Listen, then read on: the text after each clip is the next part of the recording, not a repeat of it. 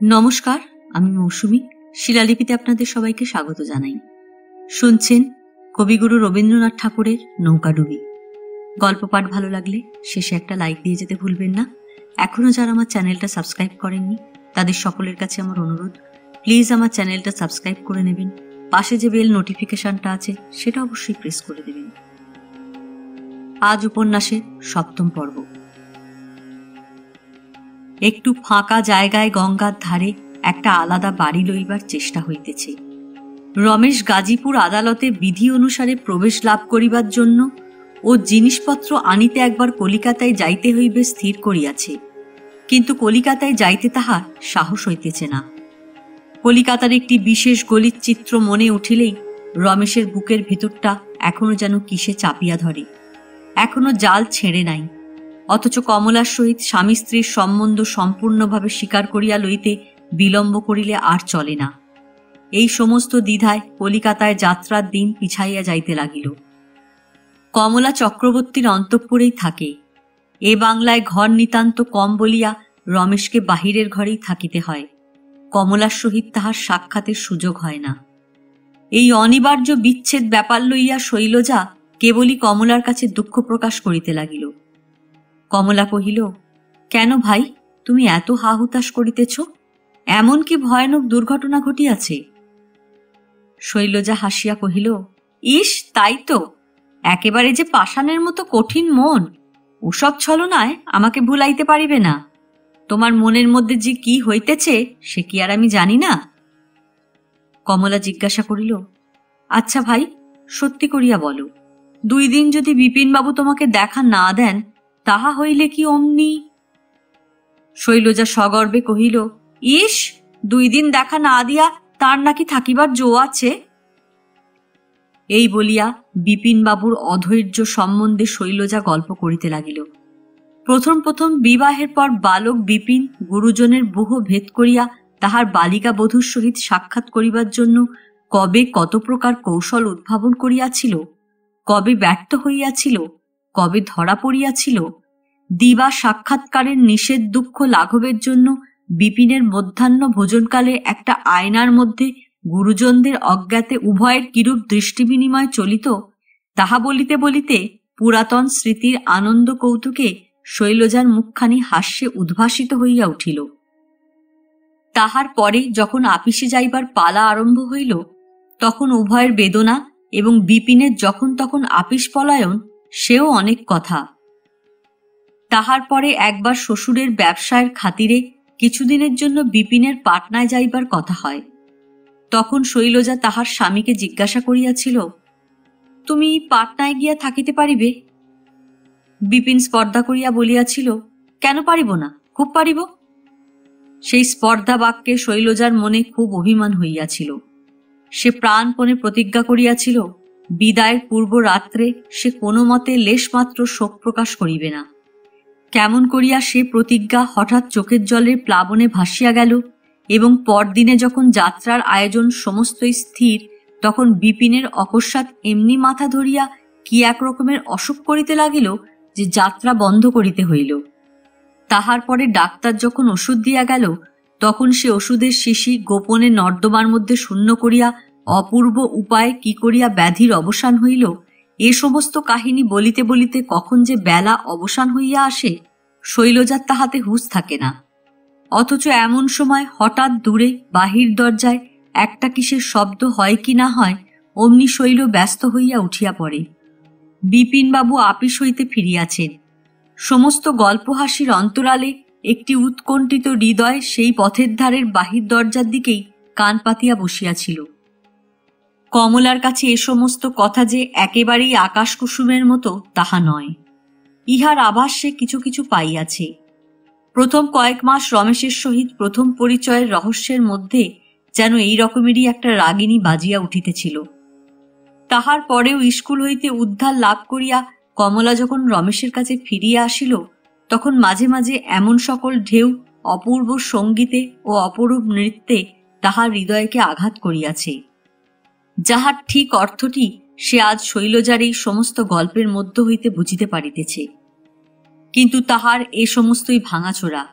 ইহার ধারাবাহিকতা কিছুই নাই। তাহাকে যেন কোনো একটা পরিণাম পর্যন্ত পৌঁছতে দেয়া হয় নাই। শৈলজা ও বিপিনের মধ্যে যে একটা আগ্রহের টান, সেটা রমেশ ও তাহার মধ্যে কোথায়? এই যে কয়েকদিন তাহাদের দেখাশোনা বন্ধ হইয়া আছে, তাহাতে তাহার মনের মধ্যে এমনি কি অস্থিরতা উপস্থিত হইয়াছে, এবং রমেশও তাহাকে দেখিবার জন্য বাহিরে বসিয়া বসিয়া কোনো প্রকার কৌশল উদ্ভাবন করিতেছে, তাহা কোনো মতেই বিশ্বাসযোগ্য নহে। ইতিমধ্যে যেদিন রবিবার আসিল, সেদিন শৈলজা কিছু মুশকিলে পড়িল। তাহার নূতন সখীকে দীর্ঘকাল একেবারে একলা পরিত্যাগ করিতে তাহার লজ্জা করিতে লাগিল। অথচ আজ ছুটির দিন একেবারে ব্যর্থ করিবে এত বড় ত্যাগশীলতাও তাহার নাই। এদিকে রমেশবাবু নিকটে থাকিতেও কমলা যখন মিলনে বঞ্চিত হইয়া আছে, তখন ছুটির উৎসবে নিজের বরাদ্দ পুরা ভোগ করিতে তাহার ব্যথাও বোধ হইল। আহা, যদি কোনো মতে রমেশের সহিত কমলার সাক্ষাৎ ঘটাইয়া দেওয়া যায়। এ সকল বিষয় লইয়া গুরুজনদের সহিত পরামর্শ চলে না, কিন্তু চক্রবর্তী পরামর্শের জন্য অপেক্ষা করিবার লোক নহেন। তিনি বাড়িতে প্রচার করিয়া দিলেন, আজ তিনি বিশেষ কাজে শহরের বাহিরে যাইতেছেন। রমেশকে বুঝাইয়া গেলেন যে বাহিরের লোক আজ কেহ তাহার বাড়িতে আসিতেছে না, সদর দরজা বন্ধ করিয়া তিনি চলিয়া যাইতেছেন। এ খবর তাহার কন্যাকেও বিশেষ করিয়া শোনাইয়া দিলেন। নিশ্চয় জানিতেন কোন ইঙ্গিতের কি অর্থ, তাহা বুঝিতে শৈলজার বিলম্ব হয় না। স্নানের পর শৈলজা কমলাকে বলিল, এসো ভাই, তোমার চুল শুকাইয়া দিই। কমলা কহিল, কেন, আজ এত তাড়াতাড়ি কিসের? শৈলজা, সে কথা পরে হইবে, তোমার চুলটা আগে বাঁধিয়া দিই। বলিয়া কমলার মাথা লইয়া পড়িল। আজ বিনানির সংখ্যা অনেক বেশি, খোঁপা একটা বৃহৎ ব্যাপার হইয়া উঠিল। তাহার পরে কাপড় লইয়া উভয়ের মধ্যে একটা বিষম তর্ক বাঁধিয়া গেল। শৈলজা তাহাকে যে রঙিন কাপড় পরাইতে চায়, কমলা তাহা পরিবার কারণ খুঁজিয়া পাইল না। অবশেষে শৈলজাকে সন্তুষ্ট করিবার জন্য পড়িতে হইল। মধ্যাহ্নে আহারের পর শৈলজা তাহার স্বামীকে কানে কানে কি একটা বলিয়া ক্ষণকালের জন্য ছুটি লইয়া আসিল। তাহার পরে কমলাকে বাহিরের ঘরে পাঠাইবার জন্য পীড়াপিড়ি পড়িয়া গেল। রমেশের কাছে কমলা ইতিপূর্বে অনেকবার অসংকোচে গিয়াছে। এ সম্বন্ধে সমাজে লজ্জা প্রকাশের যে কোনো বিধান আছে, তাহা জানিবার সে কোনো অবসর পায় নাই। পরিচয়ের আরম্ভেই রমেশ সংকোচ ভাঙিয়া দিয়াছিল। নির্লজ্জতার অপবাদ দিয়া ধিক্কার দিবার সঙ্গিনীও তাহার কাছে কেহ ছিল না। কিন্তু আজ শৈলজার অনুরোধ পালন করা তাহার পক্ষে দুঃসাধ্য হইয়া উঠিল। স্বামীর কাছে শৈলজা যে অধিকারে যায় তাহা সে জানিয়াছে। কমলা সেই অধিকারের গৌরব যখন অনুভব করিতেছে না, তখন দিন ভাবে সে আজ কেমন করিয়া যাইবে। কমলাকে যখন কিছুতেই রাজি করানো গেল না, তখন শৈল মনে করিল রমেশের পরে সে অভিমান করিয়াছে। অভিমান করিবার কথাই বটে। কয়টা দিন কাটিয়া গেল, অথচ রমেশবাবু কোনো ছুতা করিয়া একবার দেখা সাক্ষাতের চেষ্টাও করিলেন না। বাড়ির গৃহিণী তখন আহার আনতে ঘরে দুয়ার দিয়া ঘুমাইতেছিলেন। শৈলজা বিপিনকে আসিয়া কহিল, রমেশবাবুকে তুমি আজ কমলার নাম করিয়া বাড়ির মধ্যেই ডাকিয়া আনো। বাবা কিছু মনে করিবেন না, মা কিছু জানিতেই পারিবেন না। বিপিনের মতো চুপচাপ মুখচোরা লোকের পক্ষে এরূপ দৌত্য কোনো মতেই রুচিকর নহে। তথাপি ছুটির দিনে এই অনুরোধ লঙ্ঘন করিতে সে সাহস করিল না। রমেশ তখন বাহিরের ঘরে জাজিম পাতা মেজের উপর চিত হইয়া শুইয়া এক পায়ের উচ্ছ্রিত হাঁটুর উপরে আর এক পা তুলিয়া দিয়া পায়োনিয়ার পড়িতেছিল। পাঠ্য অংশ শেষ করিয়া যখন কাজের অভাবে তাহার বিজ্ঞাপনের প্রতি মনোযোগ দিবার উপক্রম করিতেছে, এমন সময় বিপিনকে ঘরে আসিতে দেখিয়া সে উৎফুল্ল হইয়া উঠিল। সঙ্গী হিসাবে বিপিন যে খুব প্রথম শ্রেণীর পদার্থ তাহা না হইলেও বিদেশে মধ্যাহ্ন যাপনের পক্ষে রমেশ তাহাকে পরম লাভ বলিয়া গণ্য করিল এবং বলিয়া উঠিল, আসুন বিপিনবাবু, আসুন, বসুন। বিপিন না বসিয়াই একটুখানি মাথা চুলকাইয়া বলিল, আপনাকে একবার ইনি ভিতরে ডাকিতেছেন। রমেশ জিজ্ঞাসা করিল, কে, কমলা? বিপিন কহিল, হ্যাঁ। রমেশ কিছু আশ্চর্য হইল। রমেশ পূর্বেই স্থির করিয়াছে কমলাকে সে স্ত্রী বলিয়াই গ্রহণ করিবে, কিন্তু তাহার স্বাভাবিক দ্বিধাগ্রস্ত মন তৎপূর্বে এই কয়দিন অবকাশ পাইয়া বিশ্রাম করিতেছে।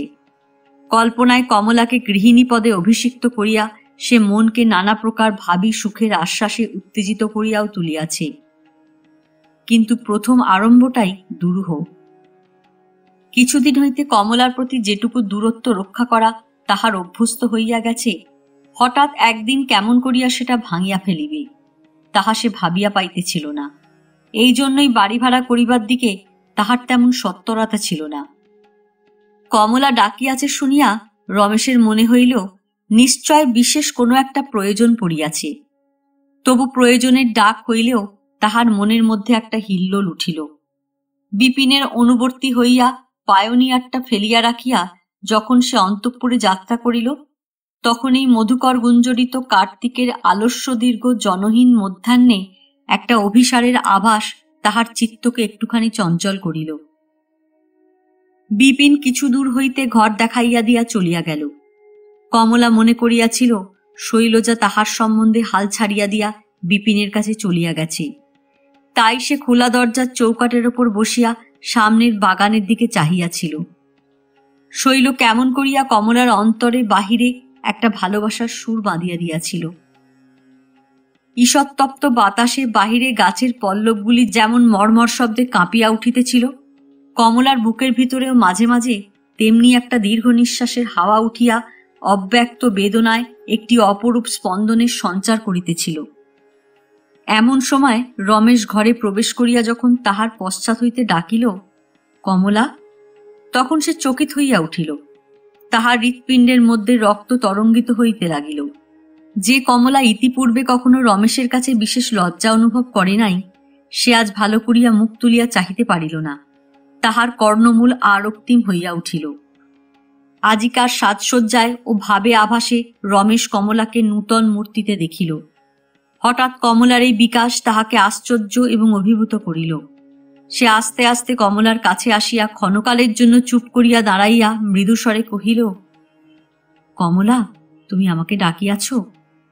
কমলা চমকিয়া উঠিয়া অনাবশ্যক উত্তেজনার সহিত বলিয়া উঠিল, না না না না, আমি ডাকি নাই, আমি কেন ডাকিতে যাইব? রমেশ কহিল, ডাকিলেই বা দোষ কি কমলা? কমলা দ্বিগুণ প্রবলতার সহিত বলিল, না, আমি ডাকি নাই। রমেশ কহিল, তা বেশ কথা, তুমি না ডাকিতেই আমি আসিয়াছি, তাই বলিয়াই কি অনাদরে ফিরিয়া যাইতে হইবে? কমলা, তুমি এখানে আসিয়াছ সকলে জানিতে পারিলে রাগ করিবেন। তুমি যাও, আমি তোমাকে ডাকি নাই। রমেশ কমলার হাত চাপিয়া ধরিয়া কহিল, আচ্ছা, তুমি আমার ঘরে এসো, সেখানে বাইরের লোক কেহ নাই। কমলা কম্পিত কলেবর তাড়াতাড়ি রমেশের হাত ছাড়াইয়া লইয়া পাশের ঘরে গিয়া দ্বার রুদ্ধ করিল। রমেশ বুঝিল এ সমস্তই বাড়ির কোনো মেয়ের ষড়যন্ত্র। এই বুঝিয়া পুলকিত দেহে বাহিরের ঘরে গেল। চিত হইয়া পড়িয়া আর একবার পায়োনিয়ারটা টানিয়া লইয়া তাহার বিজ্ঞাপন শ্রেণীর উপরে চোখ বুলাইতে লাগিল, কিন্তু কিছুই অর্থগ্রহ হইল না। তাহার হৃদয় আকাশে নানান রঙের ভাবের মেঘ উড়ো বাতাসে ভাসিয়া বেড়াইতে লাগিল। শৈলরুদ্ধ ঘরে ঘা দিল, কেহ দরজা খুলিল না। তখন সে দরজার খড়খড়ি খুলিয়া বাহির হইতে হাত গলাইয়া দিয়া ছিটকিনি খুলিয়া ফেলিল। ঘরে ঢুকিয়া দেখে কমলা মেজের উপর উপুর হইয়া পড়িয়া দুই হাতের ভিতর মুখ লুকাইয়া কাঁদিতেছে। শৈল আশ্চর্য হইয়া গেল। এমনি কি ঘটনা ঘটিতে পারে যাহার জন্য কমলা এত আঘাত পায়? তাড়াতাড়ি তাহার পাশে বসিয়া তাহার কানের কাছে মুখ রাখিয়া স্নিগ্ধস্বরে বলিতে লাগিল, কেন ভাই, তোমার কি হইয়াছে? তুমি কেন কাঁদিতেছ? কমলা কহিল, তুমি কেন উহাকে ডাকিয়া আনিলে? তোমার ভারী অন্যায়। কমলার এই সকল আকস্মিক আবেগের প্রবলতা তাহার নিজের পক্ষে এবং অন্যের পক্ষে বোঝা ভারী শক্ত। ইহার মধ্যে যে তাহার কতদিনের গুপ্ত বেদনার সঞ্চয় আছে তাহা কেহই জানে না। কমলা আজ একটা কল্পনালোক অধিকার করিয়া বেশ গুছাইয়া বসিয়াছিল। রমেশ যদি বেশ সহজে তাহার মধ্যে প্রবেশ করিত তবে সুখেরই হইত, কিন্তু তাহাকে ডাকিয়া আনিয়া সমস্ত ছাড়খাড় করিয়া ফেলা হইল। কমলাকে ছুটির সময় স্কুলে বন্দি করিয়া রাখিবার চেষ্টা, স্টিমারে রমেশের ঔদাসীন্য, এ সমস্তই মনের তলদেশে আলোড়িত হইয়া উঠিল। কাছে পাইলেই যে পাওয়া হইল ডাকিয়া আনিলেই যে আশা হইল তাহা নহে। আসল জিনিসটি যে কি তাহা গাজীপুরে আসার পরে কমলা অতি অল্প দিনেই যেন স্পষ্ট বুঝিতে পারিয়াছে। কিন্তু শৈলর পক্ষে এসব বোঝা শক্ত। কমলা এবং রমেশের মাঝখানে যে কোনো প্রকারের সত্যকার ব্যবধান থাকিতে পারে তাহা সে কল্পনাও করিতে পারে না। সে বহু যত্নে কমলার মাথা নিজের কোলের ওপর তুলিয়া জিজ্ঞাসা করিল, আচ্ছা ভাই, রমেশবাবু কি তোমাকে কোনো কঠিন কথা বলিয়াছেন? হয়তো ইনি তাহাকে ডাকিতে গিয়াছিলেন বলিয়া তিনি রাগ করিয়াছেন। তুমি বলিলে না কেন যে এ সমস্ত আমার কাজ? কমলা কহিল, না না, তিনি কিছুই বলেন নাই, কিন্তু কেন তুমি তাহাকে ডাকিয়া আনিলে?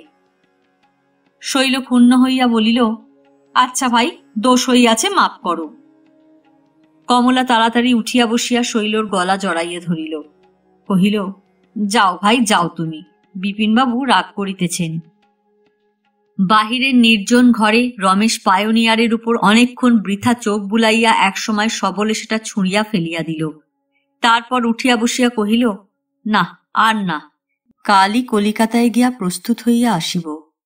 কমলাকে আমার স্ত্রী বলিয়া গ্রহণ করিতে যতদিন বিলম্ব হইতেছে ততই আমার অন্যায় বাড়িতেছে। রমেশের কর্তব্য বুদ্ধি হঠাৎ আজ পূর্ণভাবে জাগ্রত হইয়া সমস্ত দ্বিধা সংশয় এক লম্ফে অতিক্রম করিল।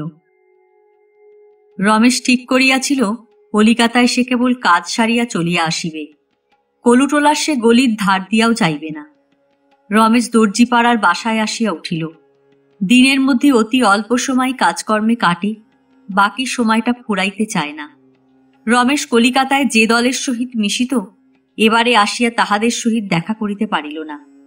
পাছে পথে কাহারও সহিত দৈবাৎ দেখা হইয়া পড়ে, এই ভয়ে সে যথাসাধ্য ব্যবধানে থাকিত।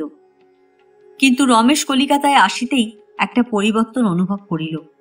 যে নির্জন অবকাশের মাঝখানে, যে নির্মল শান্তির পরিবেষ্টনে কমলা তাহার নব কৈশোরের প্রথম আবির্ভাব লইয়া রমেশের কাছে রমণীয় হইয়া দেখা দিয়াছিল, কলিকাতায় তাহার মোহ অনেকটা ছুটিয়া গেল।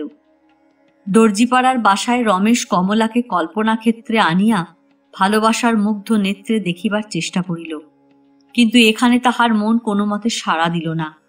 আজ কমলা তাহার কাছে অপরিণতা, অশিক্ষিতা বালিকারূপে প্রতিভাত হইল। জোর যতই অতিরিক্ত মাত্রায় প্রয়োগ করা যায়, জোর ততই কমিয়া আসিতে থাকে। হেমনলিনীকে কোনো মতেই মনের মধ্যে আমল দিবে না, এই পণ করিতে করিতেই অহরাত্র হেমনলিনীর কথা রমেশের মনে জাগরুক থাকে। ভুলিবার কঠিন সংকল্পই স্মরণে রাখিবার প্রবল সহায় হইয়া উঠিল। রমেশের যদি কিছুমাত্র তাড়া থাকিত, তবে বহু পূর্বেই কলিকাতার কাজ শেষ করিয়া সে ফিরিতে পারিত। কিন্তু সামান্য কাজ গড়াইতে গড়াইতে বাড়িয়া চলিল, অবশেষে তাহাও নিঃশেষিত হইয়া গেল। কাল রমেশ প্রথমে কার্যানুরোধে এলাহাবাদ যাত্রা করিয়া সেখান হইতে গাজীপুরে ফিরিবে। এতদিন সে ধৈর্য রক্ষা করিয়া আসিয়াছে, কিন্তু সে ধৈর্যের কি কোনো পুরস্কার নাই? বিদায়ের আগে গোপনে একবার কলুটলার খবর লইয়া আসিলে ক্ষতি কি? আজ কলুটোলার সেই গলিতে যাওয়া স্থির করিয়া সে একখানা চিঠি লিখিতে বসিল। তাহাতে কমলার সহিত তাহার সম্বন্ধ আদ্যপান্ত বিস্তারিত করিয়া লিখিল। এবারে গাজীপুরে ফিরিয়া গিয়া সে অগত্যা হতভাগিনী কমলাকে নিজের পরিণীত পত্নীরূপে গ্রহণ করিবে তাহাও জ্ঞাপন করিল। এই রূপে হেমনলিনীর সহিত তাহার সর্বতোভাবে বিচ্ছেদ ঘটিবার পূর্বে সত্য ঘটনা সম্পূর্ণভাবে জানাইয়া এই পত্র দ্বারা সে বিদায় গ্রহণ করিল। চিঠি লিখিয়া লেফাফার মধ্যে পুরিয়া ওপরে কাহারও নাম লিখিল না, ভিতরেও কাহাকে সম্বোধন করিল না। অন্নদাবাবুর ভৃত্যেরা রমেশের প্রতি অনুরক্ত ছিল, কারণ রমেশ হেমনলিনীর সম্পর্কীয় স্বজন পরিজন সকলকে একটা বিশেষ মমতার সহিত দেখিত। এই জন্য সেই বাড়ির চাকর বাকরেরা রমেশের নিকট হইতে নানা উপলক্ষে কাপড় চোপড় পার্বণী হইতে বঞ্চিত হইত না। রমেশ ঠিক করিয়াছিল সন্ধ্যার অন্ধকারে কলুটোলার বাড়িতে গিয়া একবার সে দূর হইতে হেমনলিনীকে দেখিয়া ফিরিয়া আসিবে এবং কোনো একজন চাকরকে দিয়া সে চিঠি গোপনে হেমনলিনীর হাতে পৌঁছাইয়া দিবে। সে চিরকালের মতো তাহার পূর্ববন্ধন বিচ্ছিন্ন করিয়া চলিয়া যাইবে। সন্ধ্যার সময় রমেশ চিঠিখানি হাতে লইয়া সেই চিরপরিচিত গলির মধ্যে স্পন্দিত বক্ষে কম্পিত পদে প্রবেশ করিল। দ্বারের কাছে আসিয়া দেখিল দ্বার রুদ্ধ। ওপরে চাহিয়া দেখিল সমস্ত জানলা বন্ধ, বাড়ি শূন্য, অন্ধকার। তবু রমেশ দ্বারে ঘা দিল। 2-4 বার আঘাত করিতে করিতে ভিতর হইতে একজন বেহারার দ্বার খুলিয়া বাহির হইল। রমেশ জিজ্ঞাসা করিল, কে ও, সুখন নাকি? বেহারা কহিল, হ্যাঁ বাবু, আমি সুখন। রমেশ, বাবু কোথায় গেছেন? বেহারা, দিদি ঠাকুরনকে লইয়া পশ্চিমে হাওয়া খাইতে গিয়াছেন। রমেশ, কোথায় গেছেন? বেহারা, তাহা তো বলিতে পারি না। রমেশ, আর কে সঙ্গে গেছেন? বেহারা, নলিনবাবু সঙ্গে গেছেন। রমেশ, নলিনবাবুটি কে? বেহারা, তাহা তো বলিতে পারি না। রমেশ প্রশ্ন করিয়া করিয়া জানিল নলিনবাবু যুবা পুরুষ, কিছুকাল হইতে এই বাড়িতে যাতায়াত করিতেছেন। যদিও রমেশ হেমনলিনীর আশা ত্যাগ করিয়াই যাইতেছিল, তথাপি নলিনবাবুটির প্রতি তাহার সদ্ভাব আকৃষ্ট হইল না। রমেশ, তো দিদি ঠাকুরনের শরীর কেমন আছে? বেহারা কহিল, তাহার শরীর তো বেশ ভালোই আছে। সুখন বেহারাটা ভাবিয়াছিল এই সুসংবাদে রমেশবাবু নিশ্চিন্ত ও সুখী হইবেন। অন্তর্যামী জানেন সুখন বেহারা ভুল বুঝিয়াছিল। রমেশ কহিল, আমি একবার উপরের ঘরে যাইব। বেহারা তার ধূমোচ্ছ্বসিত কেরোসিনের ডিপা লইয়া রমেশকে উপরে লইয়া গেল। রমেশ ভূতের মতো ঘরে ঘরে একবার ঘুরিয়া বেড়াইল। 2-1টা চৌকি ও সোফা বাছিয়া লইয়া তাহার উপরে বসিল। জিনিসপত্র গৃহসজ্জা সমস্তই ঠিক পূর্বের মতোই আছে। মাঝে হইতে নলিনবাবুটি কে আসিল? পৃথিবীতে কাহারও অভাবে অধিক দিন কিছু শূন্য থাকে না। যে বাতায়নে রমেশ একদিন হেমনলিনীর পাশে দাঁড়াইয়া ক্ষান্ত বর্ষণ শ্রাবণ দিনের সূর্যাস্ত আভায় 2টি হৃদয়ের নিঃশব্দ মিলনকে মণ্ডিত করিয়া লইয়াছিল, সেই বাতায়নে আর কি সূর্যাস্তের আভা পড়ে না? সেই বাতায়নে আর কেহ আসিয়া আর একদিন যখন যুগলমূর্তি রচনা করিতে চাহিবে, তখন পূর্ব ইতিহাস আসিয়া কি তাহাদের স্থান রোধ করিয়া দাঁড়াইবে? নিঃশব্দে তর্জনী তুলিয়া তাহাদিগকে দূরে সরাইয়া দিবে? ক্ষুদ্র অভিমানে রমেশের হৃদয় স্ফীত হইয়া উঠিতে লাগিল। পরদিন রমেশ এলাহাবাদে না গিয়া একেবারে গাজীপুরে চলিয়া গেল। কলিকাতায় রমেশ প্রায় মাসখানেক কাটাইয়া আসিয়াছে। এই 1 মাস কমলার পক্ষে অল্পদিন নহে। কমলার জীবনে একটা পরিণতির স্রোত হঠাৎ অত্যন্ত দ্রুত বেগে বহিতেছে। উষার আলো যেমন দেখিতে দেখিতে প্রভাতের রৌদ্রে ফুটিয়া পড়ে, কমলার নারী প্রকৃতি তেমনি অতি অল্পকালের মধ্যেই সুপ্তি হইতে জাগরণের মধ্যে সচেতন হইয়া উঠিল। শৈলজার সহিত যদি তাহার ঘনিষ্ঠ পরিচয় না হইত, শৈলজার জীবন হইতে প্রেমালোকের ছটা ও উত্তাপ যদি প্রতিফলিত হইয়া তাহার হৃদয়ের উপর না পড়িত, তবে কতকাল তাহাকে অপেক্ষা করিতে হইত বলা যায় না। ইতিমধ্যে রমেশের আশীর্বাদ দেরি দেখিয়া শৈলজার বিশেষ অনুরোধে খুড়া কমলাদের বাসের জন্য শহরের বাহিরে গঙ্গার ধারে একটি বাংলা ঠিক করিয়াছেন। অল্প স্বল্প আসবাব সংগ্রহ করিয়া বাড়িটি বাসযোগ্য করিয়া তুলিবার আয়োজন করিতেছেন এবং নূতন ঘরকন্যার জন্য আবশ্যক মতো চাকরদাসীও ঠিক করিয়া রাখিয়াছেন। অনেক দিন দেরি করিয়া রমেশ যখন গাজীপুরে ফিরিয়া আসিল, তখন খুড়ার বাড়িতে পড়িয়া থাকিবার আর কোনো ছুতা থাকিল না। এতদিন পরে কমলা নিজের স্বাধীন ঘরকন্যার মধ্যে প্রবেশ করিল। বাংলাটির চারিদিকে বাগান করিবার মতো যথেষ্ট জমি আছে। 2 সারি সুদীর্ঘ শিশু গাছের ভিতর দিয়া একটি ছায়াময় রাস্তা গেছে। শীতের শীর্ণ গঙ্গা বহু দূরে সরিয়া গিয়া বাড়ি এবং গঙ্গার মাঝখানে একটি নিচু চর পড়িয়াছে। সেই চরে চাষারা স্থানে স্থানে গোধূম চাষ করিয়াছে এবং স্থানে স্থানে তরমুজ ও খরমুজা লাগাইতেছে। বাড়ির দক্ষিণ সীমানায় গঙ্গার দিকে একটি বৃহৎ বৃদ্ধ নিম গাছ আছে, তাহার তলা বাঁধানো। বহুদিন ভাড়াটের অভাবে বাড়ি ও জমি অনাদৃত অবস্থায় থাকাতে বাগানে গাছপালা প্রায় কিছুই ছিল না এবং ঘরগুলিও অপরিচ্ছন্ন হইয়াছিল। কিন্তু কমলার কাছে এ সমস্তই অত্যন্ত ভালো লাগিল।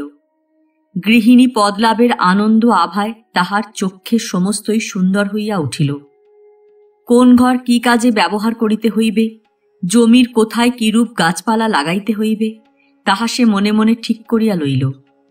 খুড়ার সহিত পরামর্শ করিয়া কমলার সমস্ত জমিতে চাষ দিয়া লইবার ব্যবস্থা করিল।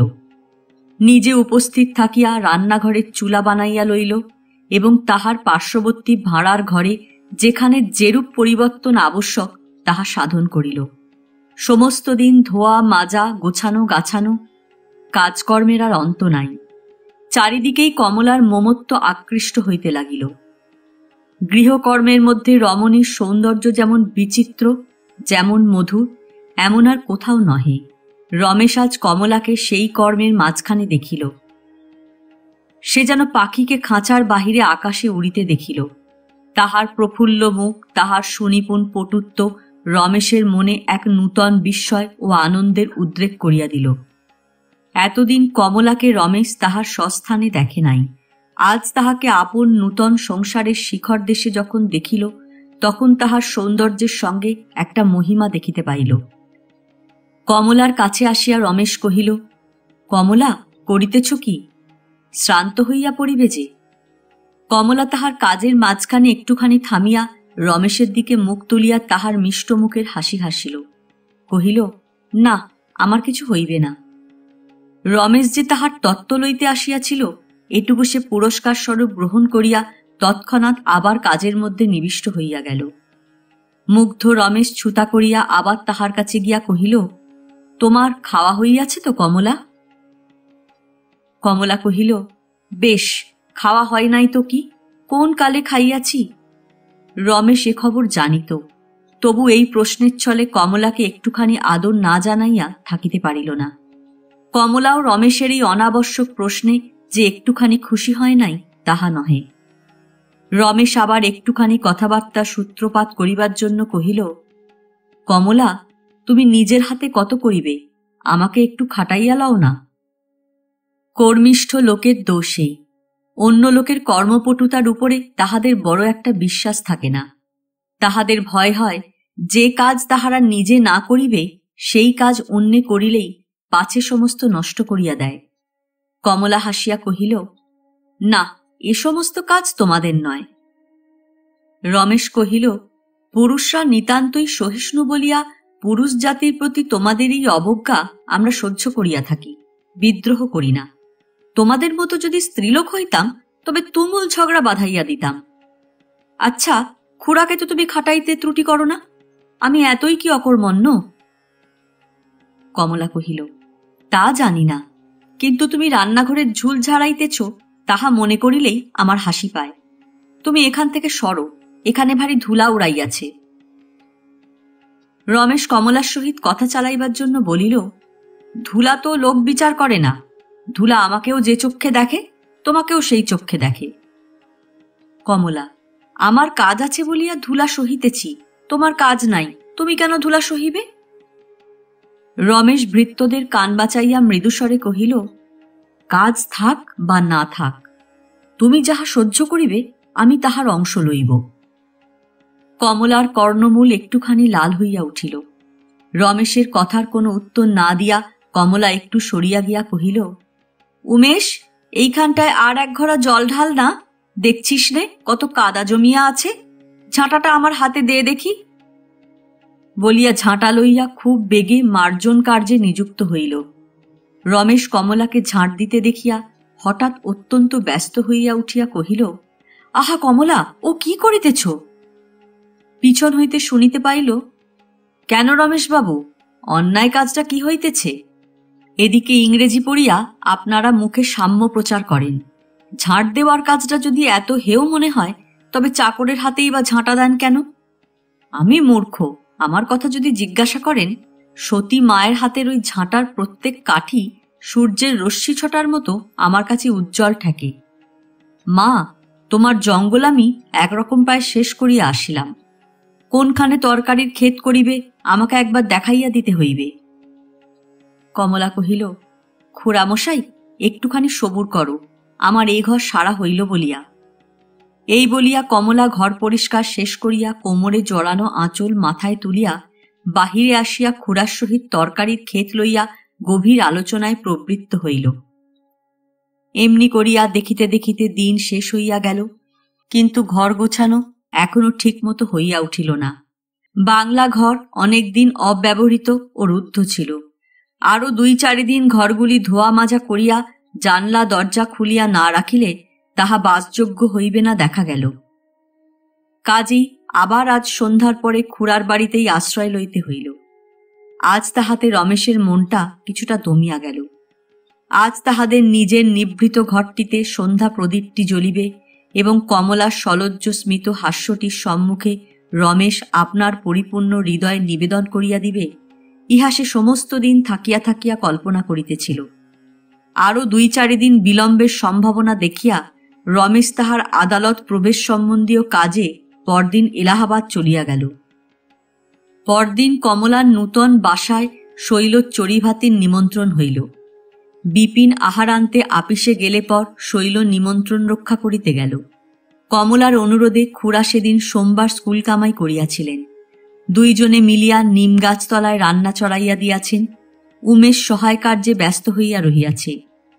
রান্না ও আহার হইয়া গেলে পর খুড়া ঘরের মধ্যে গিয়া মধ্যাহ্ন নিদ্রায় প্রবৃত্ত হইলেন এবং 2 সখীতে নিম গাছের ছায়ায় বসিয়া তাহাদের সেই চিরদিনের আলোচনায় নিবিষ্ট হইল। এই গল্পগুলির সহিত মিশিয়া কমলার কাছে এই নদীর তীর, এই শীতের রৌদ্র, এই গাছের ছায়া বড় অপরূপ হইয়া উঠিল। ওই মেঘশূন্য নীলাকাশের যত সুদূর উচ্চে রেখার মতো হইয়া চিল ভাসিতেছে, কমলার বক্ষবাসী একটা উদ্দেশ্যহারা আকাঙ্ক্ষা তত দূরেই উধাও হইয়া উড়িয়া গেল। বেলা যাইতে না যাইতেই শৈল ব্যস্ত হইয়া উঠিল। তাহার স্বামী আপিস হইতে আসিবে। কমলা কহিল, একদিনও কি ভাই তোমার নিয়ম ভাঙিবার জো নাই? শৈল তাহার কোনো উত্তর না দিয়া একটুখানি হাসিয়া কমলার চিবুক ধরিয়া নাড়া দিল এবং বাংলার মধ্যে প্রবেশ করিয়া তাহার পিতার ঘুম ভাঙাইয়া কহিল, বাবা, আমি বাড়ি যাইতেছি। কমলাকে খুড়া কহিলেন, মা, তুমিও চলো। কমলা কহিল, না, আমার কাজ বাকি আছে, আমি সন্ধ্যার পরে যাইব। খুড়া তাহার পুরাতন চাকরকে ও উমেশকে কমলার কাছে রাখিয়া শৈলকে বাড়ি পৌঁছাইয়া দিতে গেলেন। সেখানে তাহার কিছু কাজ ছিল। কহিলেন, আমার ফিরিতে বেশি বিলম্ব হইবে না। কমলা যখন তাহার ঘর গোছানোর কাজ শেষ করিল, তখনও সূর্য অস্ত যায় নাই। সে মাথায় গায়ে একটা র্যাপার জড়াইয়া নিম গাছের তলায় আসিয়া বসিল। দূরে ওপারে যেখানে বড় বড় গোটা 2-3 নৌকার মাস্তুল অগ্নিবর্ণ আকাশের গায়ে কালো আঁচড় কাটিয়া দাঁড়াইয়াছিল, তাহারই পশ্চাতের উঁচু পাড়ির আড়ালে সূর্য নামিয়া গেল। এমন সময় উমেশটা একটা ছুতা করিয়া তাহার কাছে আসিয়া দাঁড়াইল। কহিল, মা, তুমি অনেকক্ষণ পান খাও নাই। ও বাড়ি হইতে আসিবার সময় আমি পান জোগাড় করিয়া আনিয়াছি। বলিয়া একটা কাগজে মোড়া কয়েকটা পান কমলার হাতে দিল। কমলার তখন চৈতন্য হইল, সন্ধ্যা হইয়া আসিয়াছে। তাড়াতাড়ি উঠিয়া পড়িল। উমেশ কহিল, চক্রবর্তী মশাই গাড়ি পাঠাইয়া দিয়াছেন। কমলা গাড়িতে উঠিবার পূর্বে বাংলার মধ্যে ঘরগুলি আর একবার দেখিয়া লইবার জন্য প্রবেশ করিল। বড় ঘরে শীতের সময় আগুন জ্বালিবার জন্য বিলাতি ছাদের একটি চুল্লি ছিল। তাহারই সংলগ্ন থাকের উপরে কেরোসিনের আলো জ্বলিতেছিল। সেই থাকের উপর কমলা পানের মোড়ক রাখিয়া কি একটা পর্যবেক্ষণ করিতে যাইতেছিল। এমন সময় হঠাৎ কাগজের মোড়কে রমেশের হস্তাক্ষরে তাহার নিজের নাম কমলার চোখে পড়িল। উমেশকে কমলা জিজ্ঞাসা করিল, এ কাগজ তুই কোথায় পেলি? উমেশ কহিল, বাবুর ঘরের কোণে পড়িয়াছিল, ঝাঁট দিবার সময় তুলিয়া আনিয়াছি। কমলা সে কাগজখানা মেলিয়া ধরিয়া পড়িতে লাগিল। হেমনলিনীকে রমেশ সেদিন যে বিস্তারিত চিঠি লিখিয়াছিল, এটা সেই চিঠি। স্বভাব শিথিল রমেশের হাত হইতে কখন সেটা কোথায় পড়িয়া গড়াইতেছিল তাহা তাহার হুঁশ ছিল না। কমলার পড়া হইয়া গেল। উমেশ কহিল, মা, অমন করিয়া চুপ করিয়া দাঁড়াইয়া রহিলে যে? রাত হইয়া যাইতেছে। ঘর নিস্তব্ধ হইয়া রহিল। কমলার মুখের দিকে চাহিয়া উমেশ ভীত হইয়া উঠিল। কহিল, মা, আমার কথা শুনিতেছ? মা, ঘরে চলো, রাত হইল। কিছুক্ষণ পরে খুড়ার চাকর আসিয়া কহিল, মাইজি, গাড়ি অনেকক্ষণ দাঁড়াইয়া আছে, চলো আমরা যাই। শৈলজা জিজ্ঞাসা করিল, ভাই, আজ কি তোমার শরীর ভালো নাই? মাথা ধরিয়াছে? কমলা কহিল, না, খুড়ামশাইকে দেখিতেছি না কেন? শৈল কহিল, স্কুলে বড়দিনের ছুটি আছে, দিদিকে দেখিবার জন্য মা তাহাকে এলাহাবাদে পাঠাইয়া দিয়াছেন। কিছুদিন হইতে দিদির শরীর ভালো নাই। কমলা কহিল, তিনি কবে ফিরিবেন? শৈল, তার ফিরিতে অন্তত হপ্তাখানেক দেরি হইবার কথা। তোমাদের বাংলা সাজানো লইয়া তুমি সমস্ত দিন বড় বেশি পরিশ্রম করো। আজ তোমাকে বড় খারাপ দেখা যাইতেছে। আজ সকাল সকাল খাইয়া শুইতে যাও। শৈলকে কমলা যদি সকল কথা বলিতে পারিত তবে বাঁচিয়া যাইত, কিন্তু বলিবার কথা নয়। যাহাকে এতকাল আমার স্বামী বলিয়া জানিতাম সে আমার স্বামী নয়, এ কথা আর যাহাকে হোক শৈলকে কোনো মতেই বলা যায় না। কমলা শোবার ঘরে আসিয়া দ্বার বন্ধ করিয়া প্রদীপের আলোকে আর একবার রমেশের সেই চিঠি লইয়া বসিল। চিঠি যাহাকে উদ্দেশ্য করিয়া লেখা হইতেছে তাহার নাম নাই, ঠিকানা নাই, কিন্তু সে যে স্ত্রীলোক, রমেশের সঙ্গে তাহার বিবাহের প্রস্তাব হইয়াছিল ও কমলাকে লইয়াই তাহার সঙ্গে সম্বন্ধ ভাঙিয়া গেছে, তাহা চিঠি হইতে স্পষ্টই বোঝা যায়। যাহাকে চিঠি লিখিতেছে রমেশ যে তাহাকেই সমস্ত হৃদয় দিয়া ভালোবাসে এবং দৈব দুর্বিপাকে কোথা হইতে কমলা তাহার ঘাড়ের ওপর আসিয়া পড়াতেই অনাথার প্রতি দয়া করিয়া এই ভালোবাসার বন্ধন সে অগত্যা চিরকালের মতো ছিন্ন করিতে প্রবৃত্ত হইয়াছে, এ কথাও চিঠিতে গোপন নাই। সেই নদীর চরে রমেশের সহিত প্রথম মিলন হওয়া হইতে আরম্ভ করিয়া আর এই গাজীপুরে আসা পর্যন্ত সমস্ত স্মৃতি কমলা মনে মনে আবৃত্তি করিয়া লইল। যাহা অস্পষ্ট ছিল সমস্ত স্পষ্ট হইল। রমেশ যখন বরাবর তাহাকে পরে স্ত্রী বলিয়া জানিতেছে এবং ভাবিয়া অস্থির হইতেছে যে তাহাকে লইয়া কি করিবে, তখন যে কমলা নিশ্চিন্ত মনে তাহাকে স্বামী জানিয়া অসংকোচে তাহার সঙ্গে চিরস্থায়ী ঘরকন্যার সম্পর্ক পাতাইতে বসিতেছে, ইহার লজ্জা কমলাকে বারবার করিয়া তপ্ত শেলে বিধিতে থাকিল। প্রতিদিনের বিচিত্র ঘটনা মনে পড়িয়া সে যেন মাটির সঙ্গে মিশিয়া যাইতে লাগিল। এ লজ্জা তাহার জীবনে একেবারে মাখা হইয়া গেছে, ইহা হইতে কিছুতেই আর তাহার উদ্ধার নাই। রুদ্ধ ঘরের দরজা খুলিয়া ফেলিয়া কমলা খিড়কির বাগানে বাহির হইয়া পড়িল। অন্ধকার শীতের রাত্রি, কালো আকাশ কালো পাথরের মতো কনকনে ঠান্ডা, কোথাও বাষ্পের লেশ নাই, তারাগুলি সুস্পষ্ট জ্বলিতেছে। সম্মুখে খড়বাকার কলমের আমের বন অন্ধকার বাড়াইয়া দাঁড়াইয়া রহিল। কমলা কোনো মতেই কিছুই ভাবিয়া পাইল না। সে ঠান্ডা ঘাসের ওপর বসিয়া পড়িল, কাঠের মূর্তির মতো স্থির হইয়া রহিল। তাহার চোখ দিয়া এক ফোঁটা জল বাহির হইল না। এমন কতক্ষণ সে বসিয়া থাকিত বলা যায় না, কিন্তু তীব্র শীত তাহার হৃৎপিণ্ডকে দোলাইয়া দিল। তাহার সমস্ত শরীর ঠকঠক করিয়া কাঁপিতে লাগিল। গভীর রাত্রে কৃষ্ণপক্ষের চন্দ্রোদয় যখন নিস্তব্ধ তালবনের অন্তরালে অন্ধকারের একটি প্রান্তরকে ছিন্ন করিয়া দিল, তখন কমলা ধীরে ধীরে উঠিয়া ঘরে গিয়া দ্বাররুদ্ধ করিল। সকালবেলা কমলা চোখ মেলিয়া দেখিল শৈল তাহার খাটের পাশে দাঁড়াইয়া আছে। অনেক বেলা হইয়া গেছে বুঝিয়া লজ্জিত কমলা তাড়াতাড়ি বিছানার উপর উঠিয়া বসিল। শৈল কহিল, না ভাই, তুমি উঠিও না, আর একটু ঘুমাও। নিশ্চয় তোমার শরীর ভালো নাই। তোমার মুখ বড় শুকনো দেখাইতেছে, চোখের নিচে কালি পড়িয়া গেছে। কি হইয়াছে ভাই, আমাকে বলো না। বলিয়া শৈলজা কমলার পাশে বসিয়া তাহার গলা জড়াইয়া ধরিল। কমলার বুক ফুলিয়া উঠিতে লাগিল। তাহার অশ্রু আর বাদ মানে না। শৈলজার কাঁধের উপর মুখ লুকাইয়া তাহার কান্না একেবারে ফাটিয়া বাহির হইল। শৈল একটা কথাও না বলিয়া তাহাকে দৃঢ় করিয়া আলিঙ্গন করিয়া ধরিল। একটু পরেই কমলা তাড়াতাড়ি শৈলজার বাহুবন্ধন ছাড়াইয়া উঠিয়া পড়িল, চোখ মুছিয়া ফেলিয়া জোর করিয়া হাসিতে লাগিল। শৈল কহিল, নাও নাও, আর হাসিতে হইবে না। ঢের ঢের মেয়ে দেখিয়াছি, তোমার মতো এমন চাপা মেয়ে আমি দেখি নাই। কিন্তু তুমি মনে করিতেছ আমার কাছে লুকাইবে? আমাকে তেমন হাবা পাও নাই। তবে বলিব, রমেশবাবু এলাহাবাদে গিয়া অবধি তোমাকে একখানি চিঠি লেখেন নাই, তাই রাগ হইয়াছে। অভিমানিনী। কিন্তু তোমারও বোঝা উচিত তিনি সেখানে কাজে গেছেন, দুদিন বাদেই আসিবেন। ইহার মধ্যে যদি সময় করিয়া উঠিতে না পারেন, তাই বলিয়া কি অত রাগ করিতে আছে? ছি! তাও বলি ভাই, তোমাকে আজ এত উপদেশ দিতেছি, আমি হইলেও ঠিক ওই কাণ্ডটি করিয়া বসিতাম। এমন মিছিমিছি কান্না মেয়ে মানুষকে অনেক কাঁদিতে হয়। আবার এই কান্না ঘুচিয়া গিয়া যখন হাসি ফুটিয়া উঠিবে তখন কিছুই মনে থাকিবে না। এই বলিয়া কমলাকে বুকের কাছে টানিয়া লইয়া শৈল কহিল, আজ তুমি মনে করিতেছ রমেশবাবুকে আর কখনো তুমি মাপ করিবে না, তাই না? আচ্ছা, সত্যি বলো। কমলা কহিল, হ্যাঁ, সত্যিই বলিতেছি। শৈল কমলার গালে করতলের আঘাত করিয়া কহিল, ইস, তাই বই কি, দেখা যাইবে। আচ্ছা, বাজি রাখো।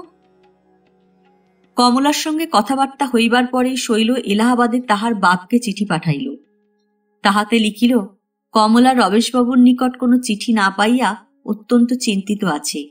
একে বেচারা নূতন বিদেশে আসিয়াছে, তাহার পরে রমেশবাবু যখন তখন তাহাকে ফেলিয়া চলিয়া যাইতেছেন এবং চিঠিপত্র লিখিতেছেন না।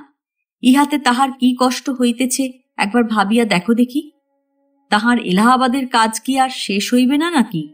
কাজ তো ঢের লোকের থাকে, কিন্তু তাই বলিয়া 2 ছত্র চিঠি লিখিবার কি অবসর পাওয়া যায় না? খুড়া রমেশের সঙ্গে দেখা করিয়া তাহার কন্যার পত্রের অংশবিশেষ শুনাইয়া ভৎসনা করিলেন। কমলার দিকে রমেশের মন যথেষ্ট পরিমাণে আকৃষ্ট হইয়াছে, এ কথা সত্য, কিন্তু আকৃষ্ট হইয়াছে বলিয়াই তাহার দ্বিধা আরো বাড়িয়া উঠিল। এই দ্বিধার মধ্যে পড়িয়া রমেশ কোনো মতেই এলাহাবাদ হইতে ফিরিতে পারিতেছিল না। ইতিমধ্যে খুড়ার কাছ হইতে শৈলর চিঠি শুনিল। চিঠি হইতে বেশ বুঝিতে পারিল কমলা রমেশের জন্য বিশেষ উদ্বেগ প্রকাশ করিতেছে। সে কেবল নিজে লজ্জায় লিখিতে পারে নাই। ইহাতে রমেশের দ্বিধার 2 শাখা দেখিতে দেখিতে একটাতে আসিয়া মিলাইয়া গেল। এখন তো কেবলমাত্র রমেশের সুখ দুঃখ লইয়া কথা নয়, কমলাও যে রমেশকে ভালোবাসিয়াছে। বিধাতা যে কেবল নদীর চরের উপরে তাহাদের দুজনকে মিলাইয়া দিয়াছেন তাহা নহে, হৃদয়ের মধ্যেও এক করিয়াছেন। এই ভাবিয়া রমেশ আর বিলম্ব মাত্র না করিয়া কমলাকে এক চিঠি লিখিয়া বসিল। লিখিল, প্রিয়তমাসু কমলা, তোমাকে এই যে সম্ভাষণ করিলাম, ইহাকে চিঠি লিখিবার একটা প্রচলিত পদ্ধতি পালন বলিয়া গণ্য করিও না।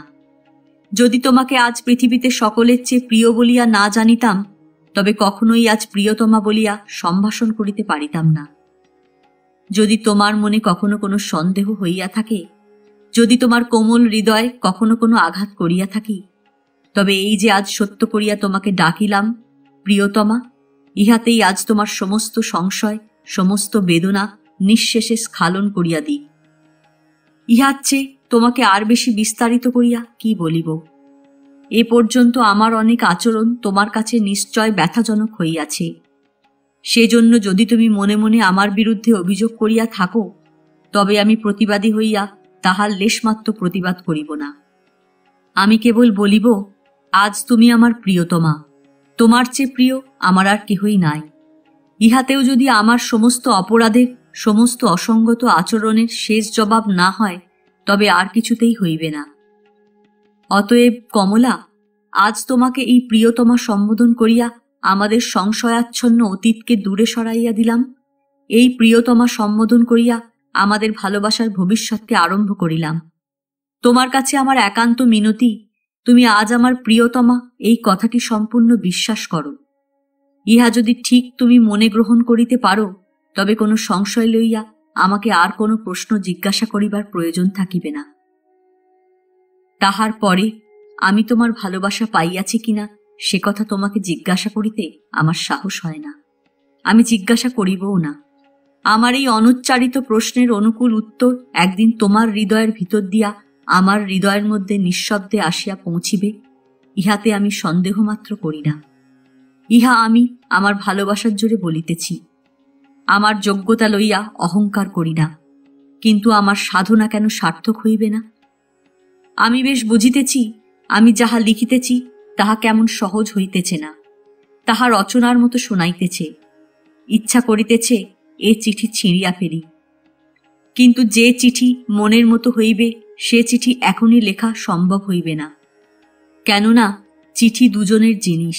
কেবল এক পক্ষ যখন চিঠি লেখে, তখন সে চিঠিতে সব কথা ঠিক করিয়া লেখা চলে না। তোমাতে আমাতে যেদিন মন জানাজানির বাকি থাকিবে না, সেই দিনই চিঠির মতো চিঠি লিখিতে পারিব। সামনাসামনি 2 দরজা খোলা থাকিলে তখনই ঘরে অবাধে হাওয়া খেলে। কমলা, প্রিয়তমা, তোমার হৃদয় কবে সম্পূর্ণ উদ্ঘাটন করিতে পারিব?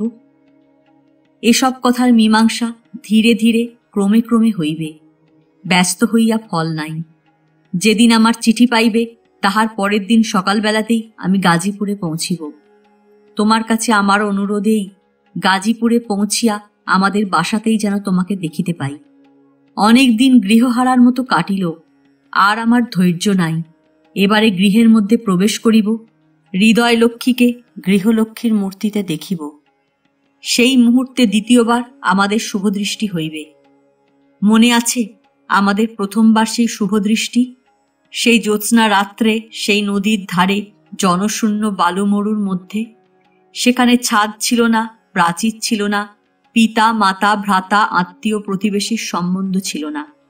সে যে গৃহের একেবারে বাহির, সে যেন স্বপ্ন, সে যেন কিছুই সত্য নহে। সেই জন্য আর একদিন স্নিগ্ধ নির্মল প্রাতঃকালের আলোকে গৃহের মধ্যে, সত্যের মধ্যে সেই শুভ দৃষ্টিকে সম্পূর্ণ করিয়া লইবার অপেক্ষা আছে। পূর্ণ পৌষের প্রাতঃকালে আমাদের গৃহদ্বারে তোমার সরল সহাস্য মূর্তিখানি চিরজীবনের মতো আমার হৃদয়ের মধ্যে অঙ্কিত করিয়া লইব। এই জন্য আমি আগ্রহে পরিপূর্ণ হইয়া আছি। প্রিয়তমে, আমি তোমার হৃদয়ের দ্বারে অতিথি, আমাকে ফিরাইও না। প্রসাদ ভিক্ষু, রমেশ। আজ এ পর্যন্তই। উপন্যাসের ৮ম পর্ব নিয়ে অন্যদিন আসব। গল্প পাঠ ভালো লাগলে লাইক, শেয়ার, কমেন্টস করতে ভুলবেন না। আজকের মতো নমস্কার।